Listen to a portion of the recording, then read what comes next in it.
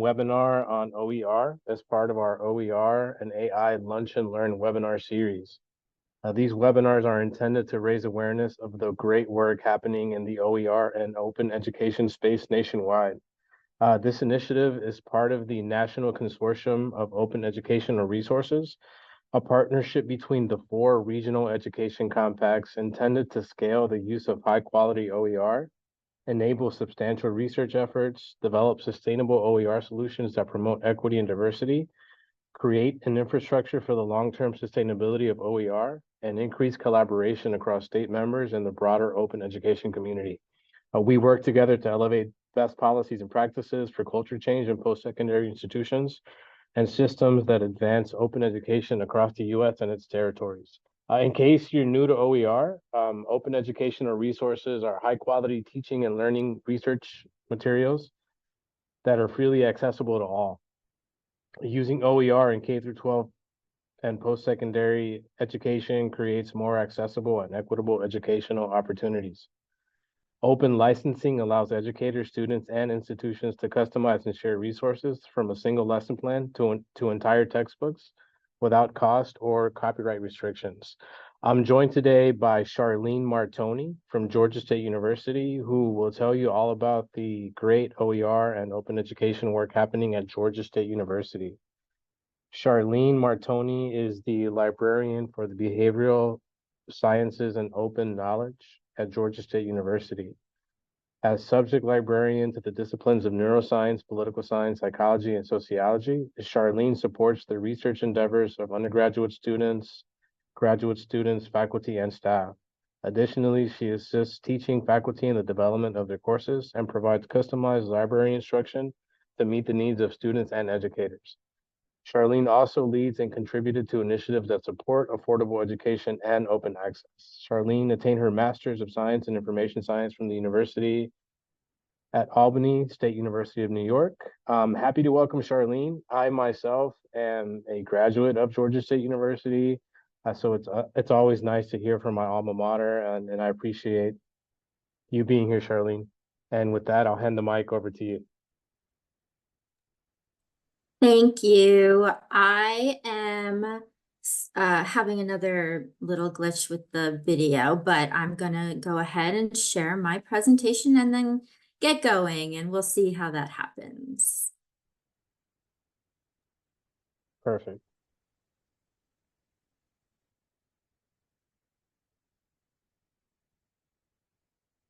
Okay.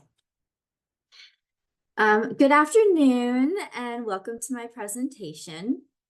Thank you for attending during your lunch hour. And David, thank you for inviting me to share some knowledge today. I very much appreciate it. As David mentioned, I'm the librarian for behavioral sciences and open knowledge at Georgia State University. You can contact me after the presentation at cmartoni@gsu.edu. And there should also be some time for Q&A at the end of this webinar as well. So let's start with a brief overview of Georgia State University. GSU was founded in 1913 in Atlanta as the Georgia Institute of Technology's Evening School of Commerce. And since its founding, it's experienced rapid growth and enrollment in degree offerings and facility space. We now have 6 campuses with a population of over 50,000 students, more than 4,000 of whom are international students. GSU is known as one of the most diverse universities in the nation, and we offer graduate, undergraduate, 2-year, and law degree paths. Our university's strategic plan is a 10-year strategic plan, and it's organized into 4 priorities or pillars that are described as a commitment to identity, placemaking, and belonging, innovation, research, scholarship, and creative activity, student success, and transitioning beyond college to career. The library has been formally involved in the open education movement since around 2014, But to be honest, the library has always centered around supporting open and affordable education for students by supporting open pedagogy practices. Open pedagogy, if you don't know, refers to information and instruction methods that prioritize open access and center students as creators of information. And because open pedagogy centers on students as creators of information, it's a seamless way for instruction to address the ACRL framework for information literacy in higher education.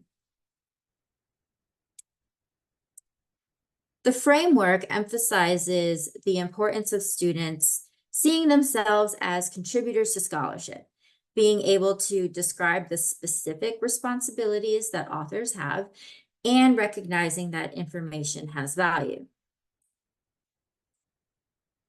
But for information to have value to students, they need to first be able to access it.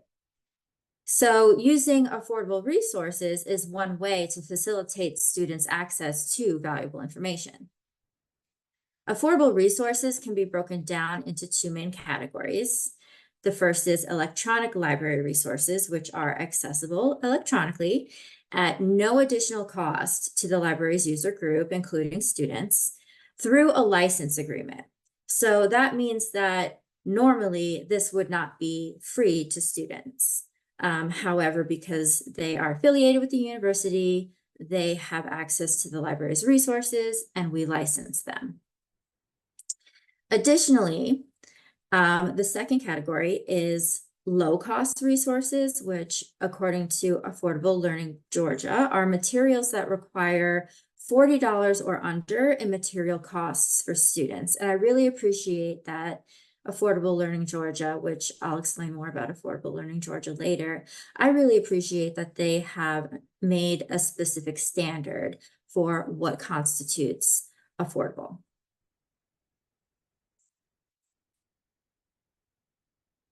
So combining open educational resources and affordable resources can maximize access, leading to educational affordability and success.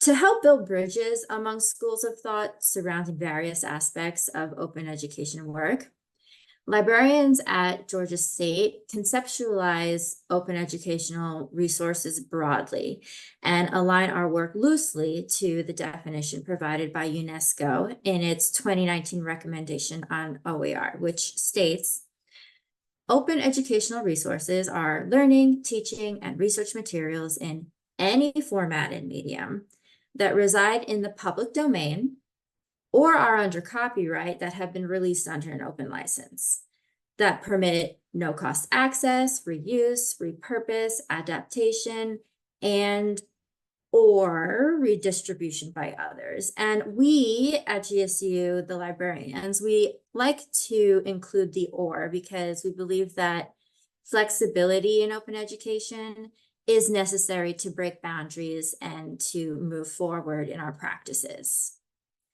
So the practice of flexibility and sharing makes OER and open access materials really powerful tools for supporting educational affordability, access, and representation, as well as graduation rates.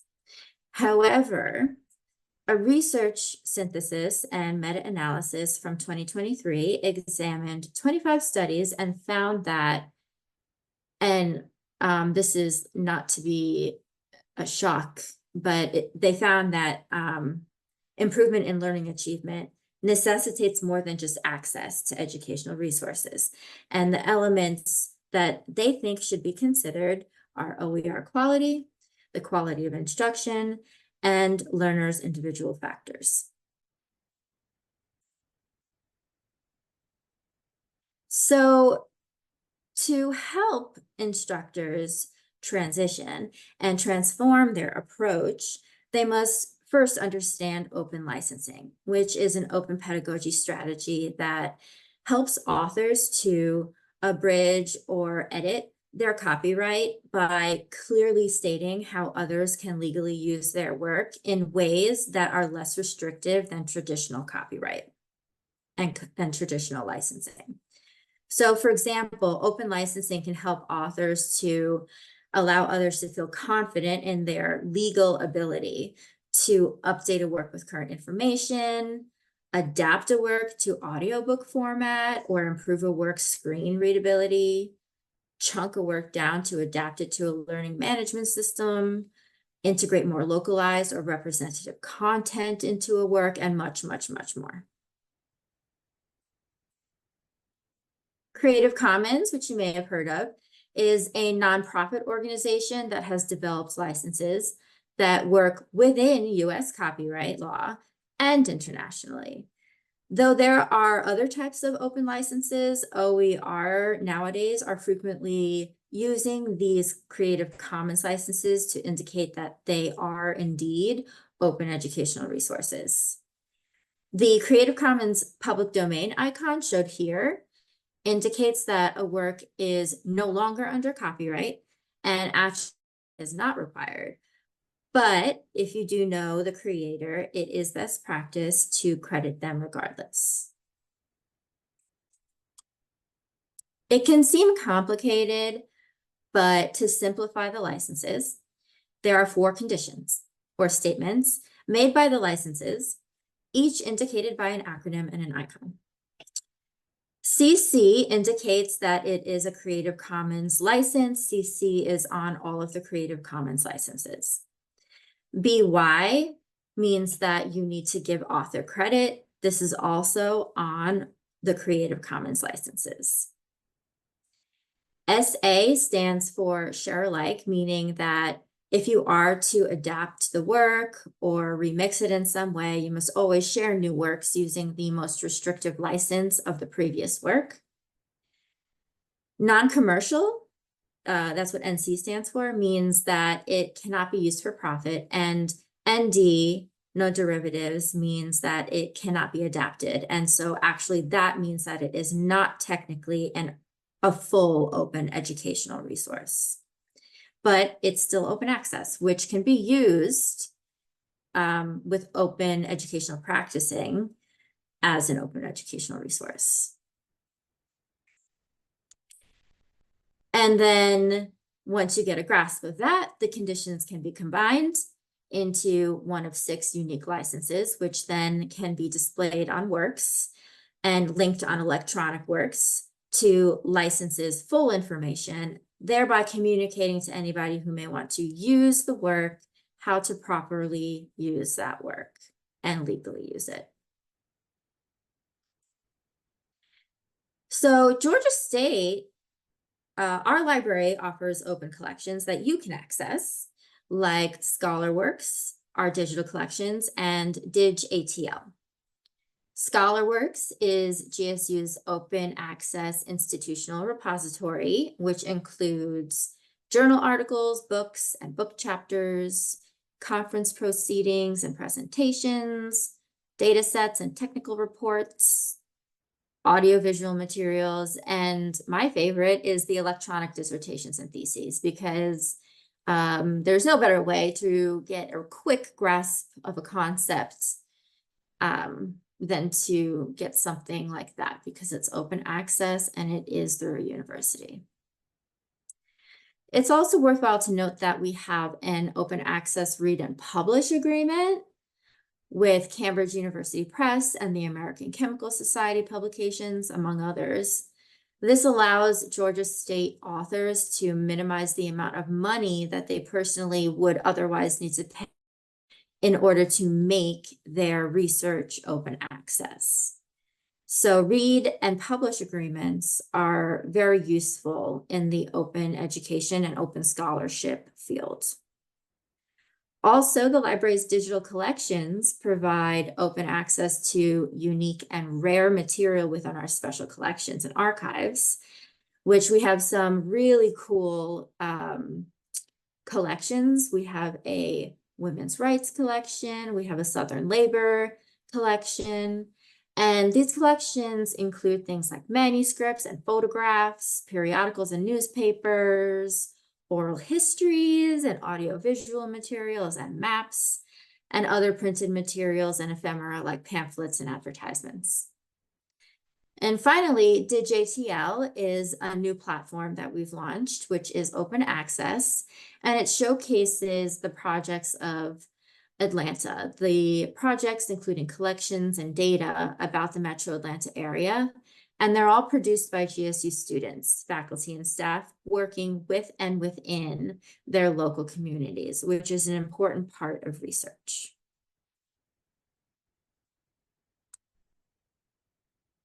The library also has a tradition of supporting faculty as they transform their courses to open and produce open textbooks.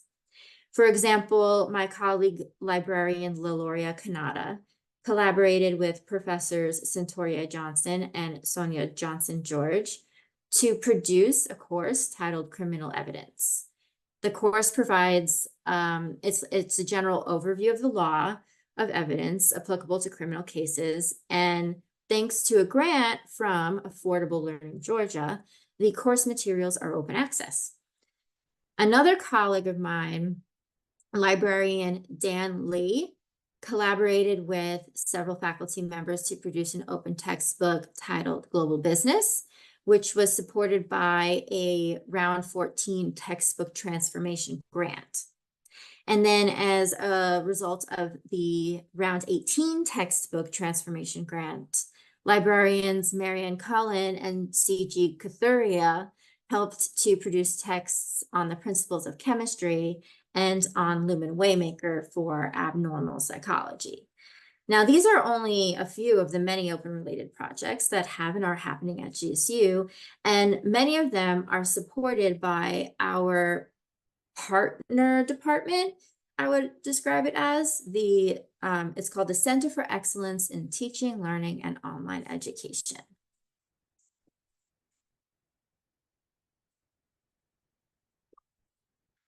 So our library has a research data services department, and our team there also posts some of their workshop recordings for open access, including workshops on the use of open data programs and languages like R and Python.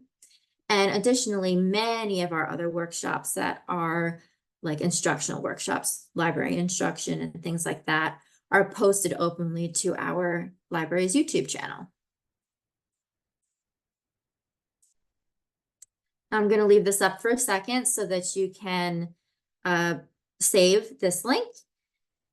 This is a link to a guide that we recently updated on open and affordable educational resources. And the guide includes, in addition to the open access collections that I just reviewed, it includes open resources produced beyond Georgia State University, as well as open repositories and things like that.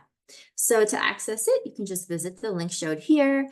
And at the end of the presentation, I will share this slide with everybody.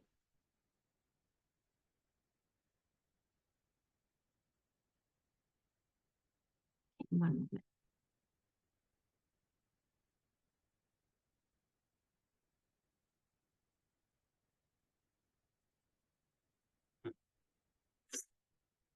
Okay, so now about Affordable Learning Georgia. I said I was going to get to them, right?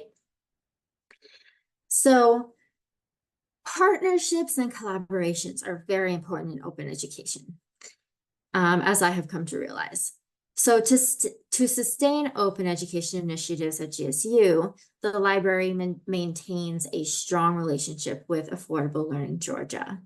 ALG supports the adoption, adaptation, and creation of affordable and open educational resources by faculty and professional staff throughout the entire university system of Georgia, which makes it a really awesome hub of open resources that if you're a professor inside of Georgia, you at the very least know that somebody else in the university approved this according to some kind of approved university standards. So that's one place to start.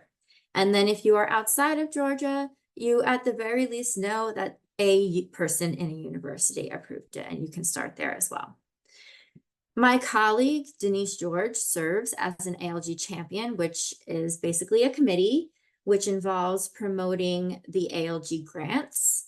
ALG grants are a big portion of how we are able to fund the creation and transformation and all of it of open resources. So I do want to give them a shout out.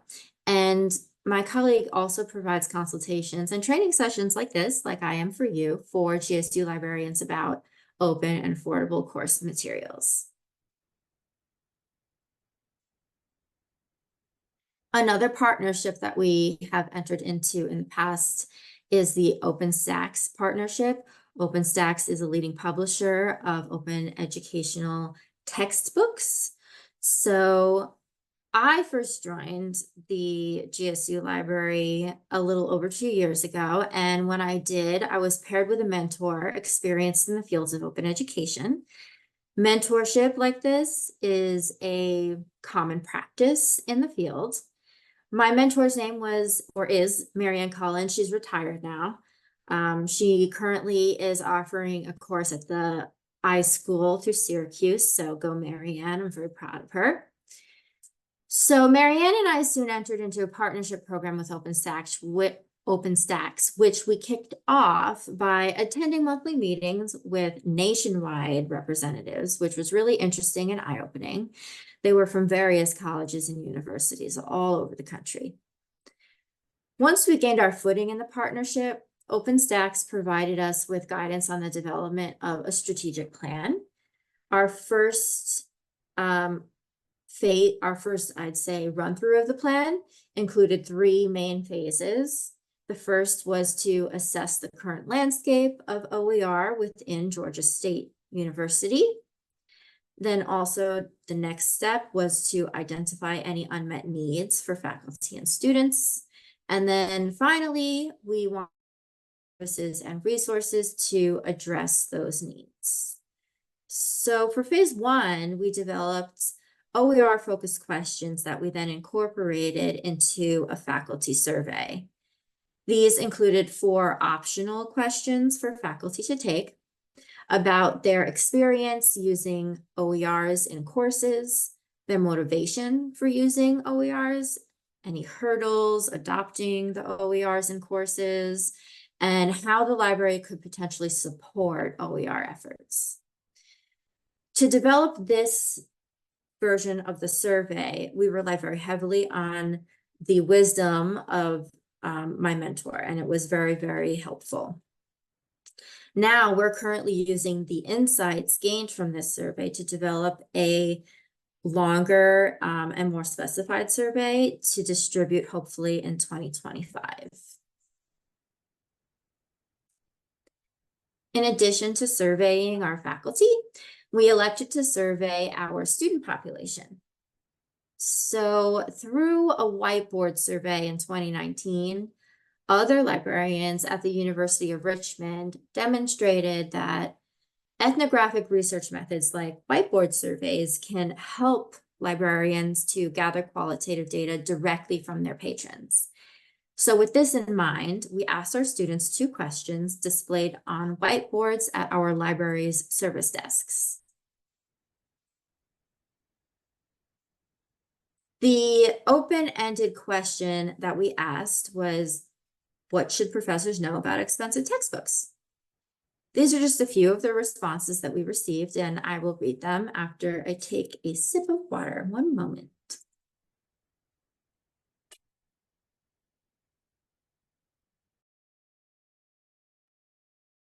So it reads, it is already expensive just entering college. Textbook cost just might be the last expense that makes or breaks a student.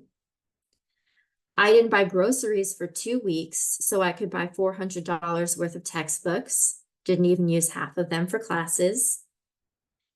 And I can't afford to keep paying for access codes that are ridiculously expensive. So while we know that OERs can support student success, responses like these show that our students are still struggling to access course materials, and their personal experiences can be used as examples in discussion with professors and administrators about textbook affordability. I actually just had a discussion with a graduate teaching assistant yesterday about the cost of a textbook that they were intending to assign. And I used these examples to explain to them that it might not seem like a lot of money for somebody in your life situation as it is as it currently stands. But in our contexts, this is the experience that the students are having. And it was successful. I'm very happy about that.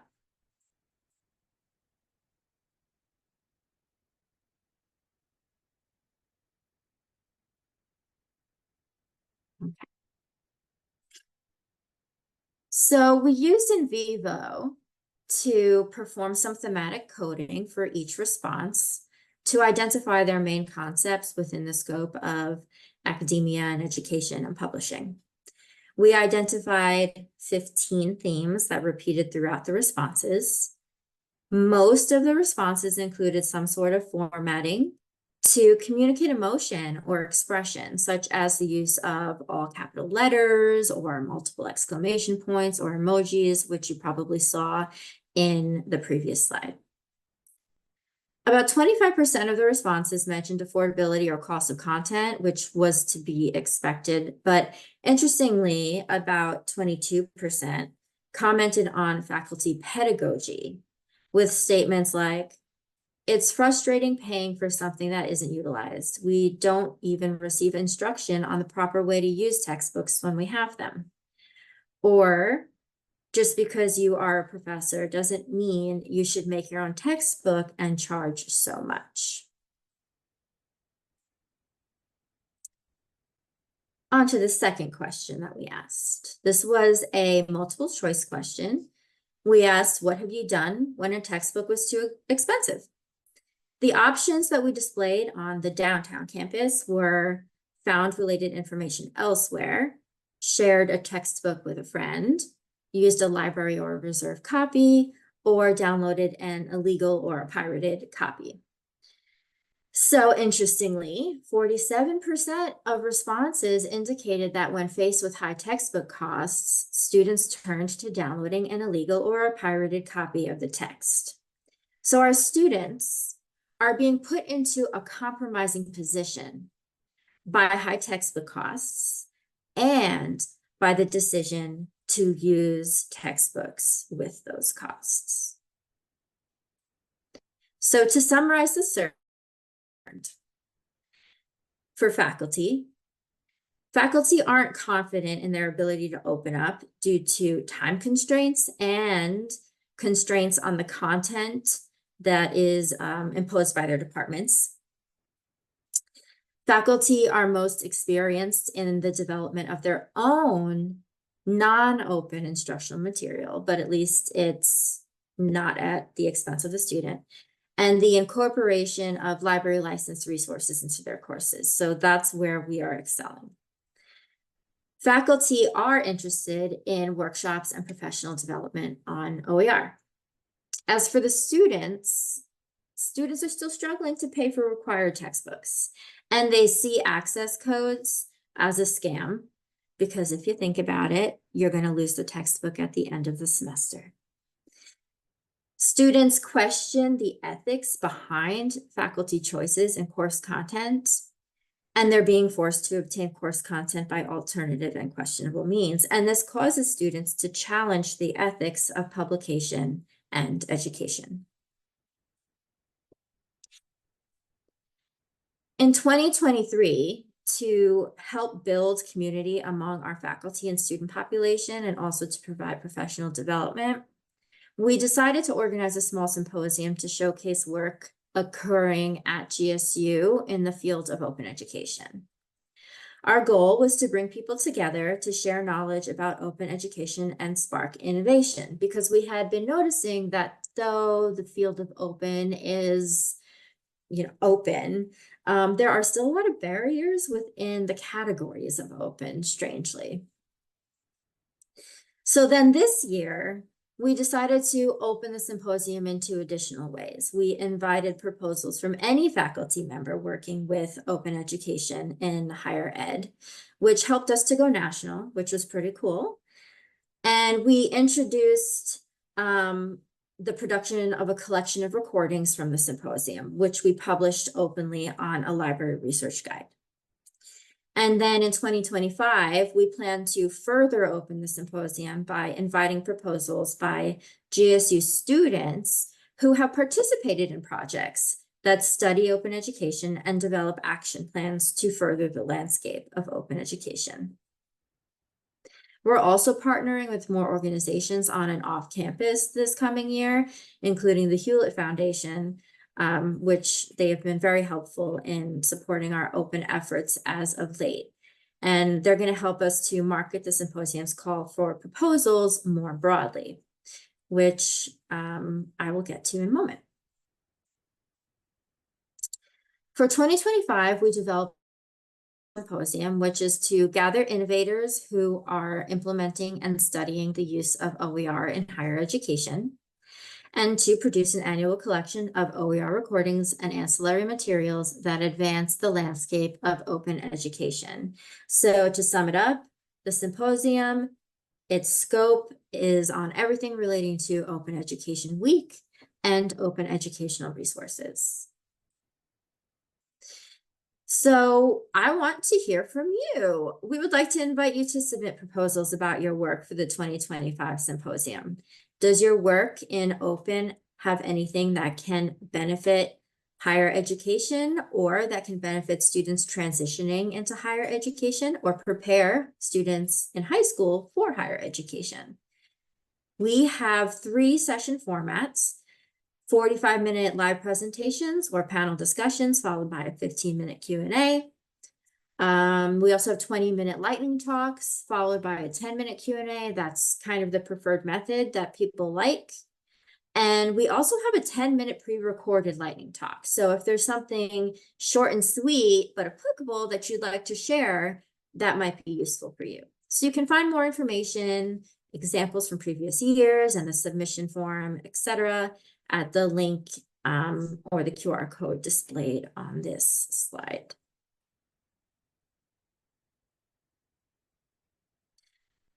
All right. Thank you for your time and attention. I am going to leave quite a bit of time for some discussion because I'd like to answer questions and I would like to speak with you directly and get to know you a little bit. So you can ask me questions later at cmartoni@gsu.edu. You can pop them in the chat, or I'm not sure if you can unmute, but we can have a little chit chat through chat if that's a thing. And I'm going to try to turn on my video as well.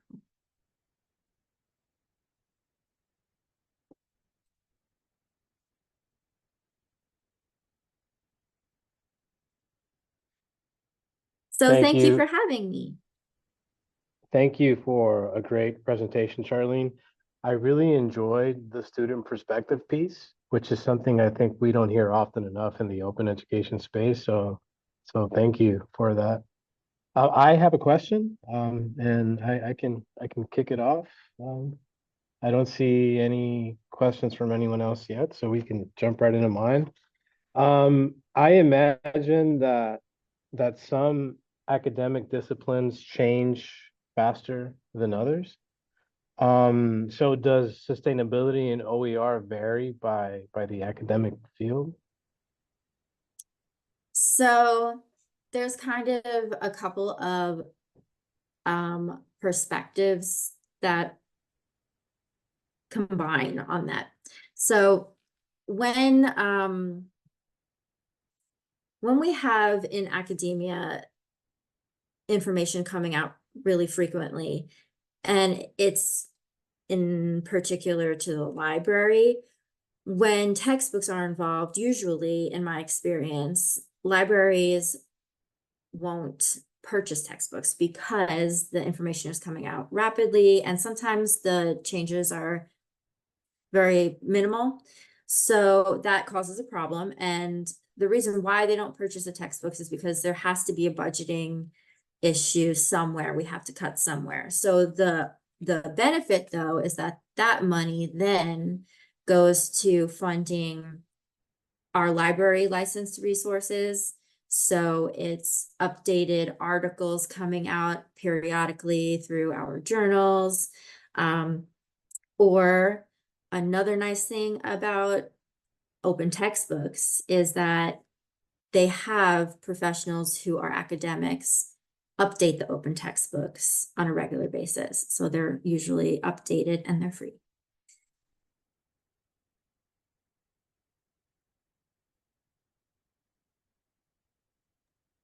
Thank you for that. Did that answer your question? Yes, absolutely. It did. So let me look at the chat.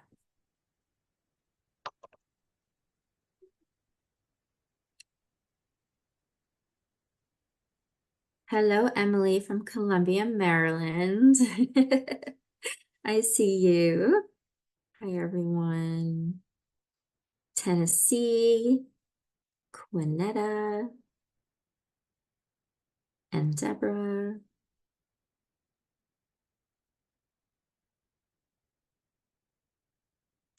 Allison, so OpenStax is gonna walk you guys through the platform in a little while, right? Through like one of these presentations.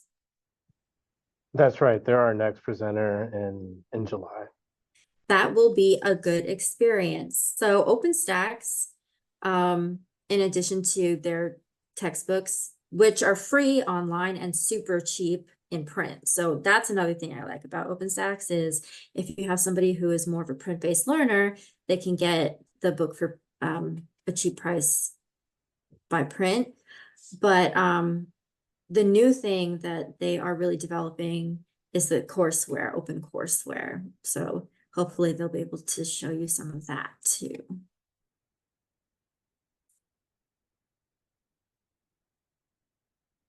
We got any other questions?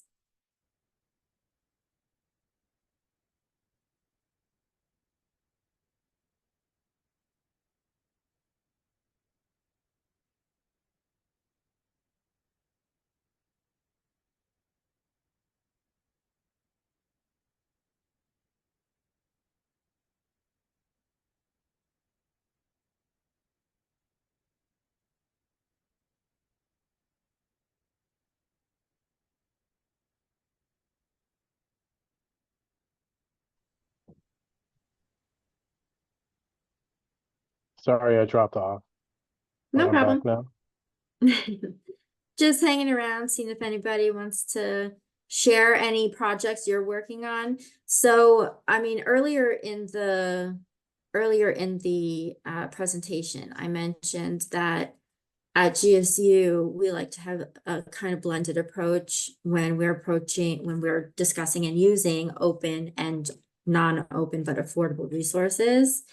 And so I'm wondering if anybody is working with resources that they can see as becoming open educational resources by the way that they're using them.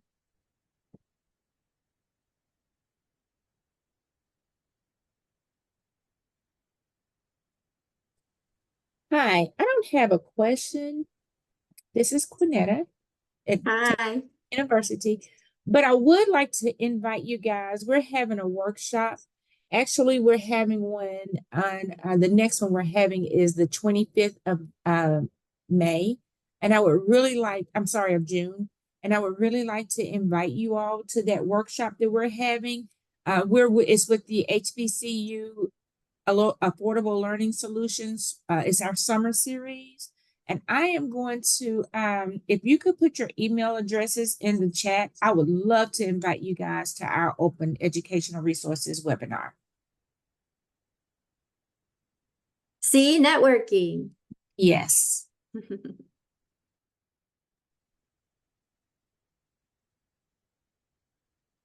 VR and AR technologies. Yes.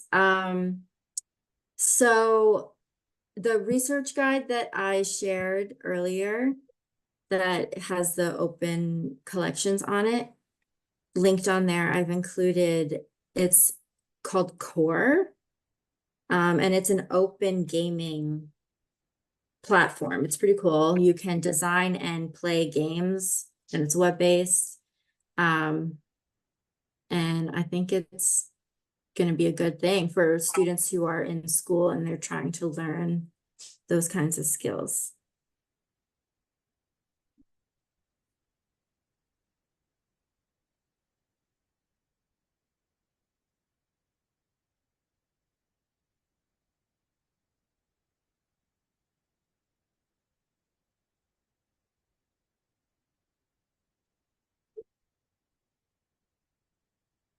Another current trend in open educational resources is using AI with open education. So I mentioned that faculty have time constraints and other constraints, right? So helping to draft text, I'm just saying draft, can help to fix that problem a little bit. So that's one way that AI is being incorporated into OER. One thing that I would not do is, just ask it a question and make it an OER.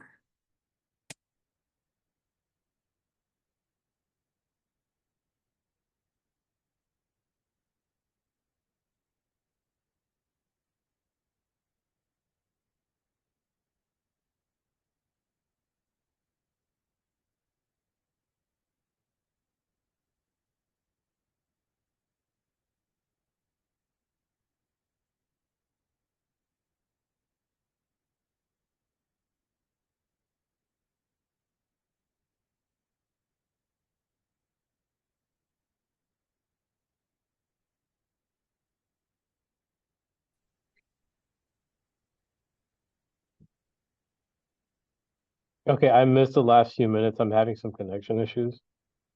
So sorry. Just chit-chatting. Okay. I think the question, I don't think anybody has any more questions.